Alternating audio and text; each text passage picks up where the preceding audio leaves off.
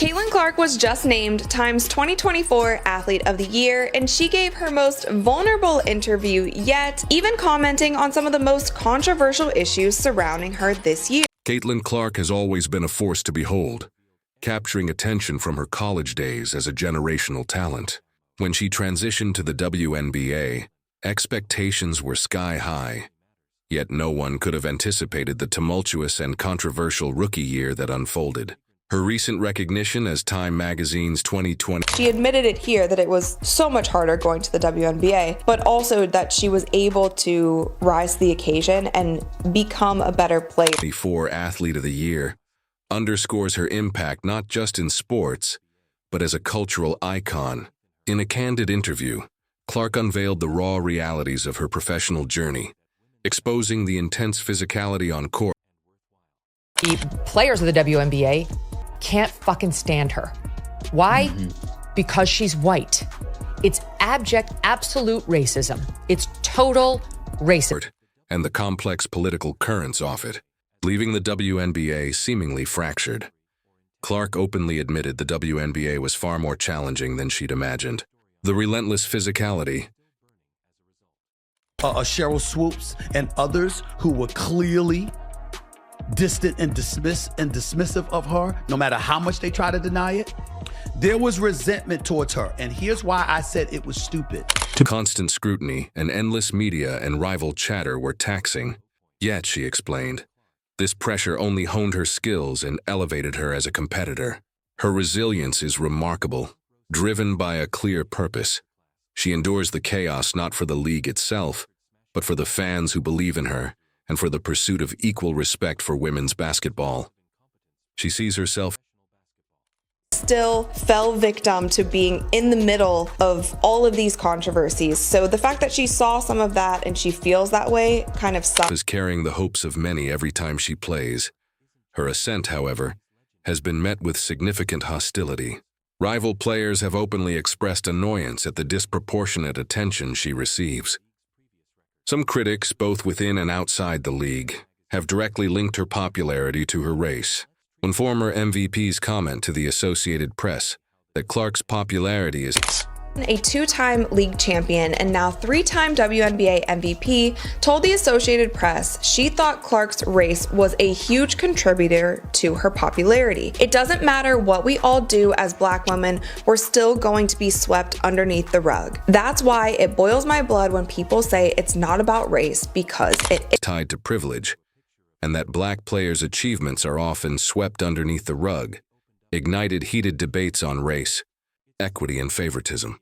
Clark addressed these discussions head-on, acknowledging her privilege as a white athlete and stressing the profound contributions of Black women who built the WNBA. Her willingness to embrace this truth while defending herself against unfair treatment surprised many, praised for its raw honesty.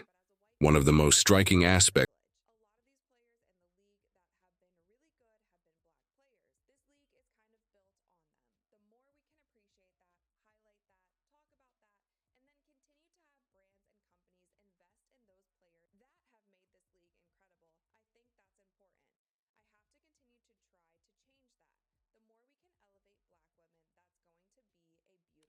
of her interview was her critique of the league's rough play. She specifically called out incidents like the shove from Chennedy Carter and the eye poke from Dejanai Carrington, questioning the apparent lack of league intervention. She drew a parallel to the NBA, where similar actions against stars like Steph Curry or Luka Doncic would lead to suspensions, fines, and widespread media condemnation. In the WNBA, she noted, such incidents are met with silence, suggesting a 22 plus years, they had been flying commercial. They were begging for chartered flights. She arrives there, and 2 weeks later, they got chartered flights. lack of accountability that makes the league feel less professional and more chaotic. Despite the provocations, Clark maintained her composure publicly, choosing to rise above the chaos rather than contribute to it. Despite the adversity, Clark's rookie season was historic. She shattered 6 rookie records, 4 franchise records, and even set a league-wide assist record with 19 in a single game. Her statistical Rising tide lifts all boats. She's trying to be the rising tide that lifts the boats. dominance was undeniable, yet the league, in many observers' eyes, often treated her like an inconvenient truth rather than a celebrated star. This perception intensified when she was omitted from the Paris 2025 Olympic roster, despite her record-breaking season. While officially attributed to team dynamics and experience, many saw it as a political move to appease veterans at the expense of the player who had undeniably attracted millions of new fans. She does very well, and she wins games, and she puts butts in the seats, and she sells tickets, and she gets people tuning in on television. And all really we want to hear from anybody about this is thank you. Thank you to Caitlin Clark for making our league relevant and so on. But instead, she's been bullied repeatedly by the players in this league. She's been assaulted physically. She's been scratched in the eye. And I mean, all this is on camera. We've covered it repeatedly. And fans to the sport.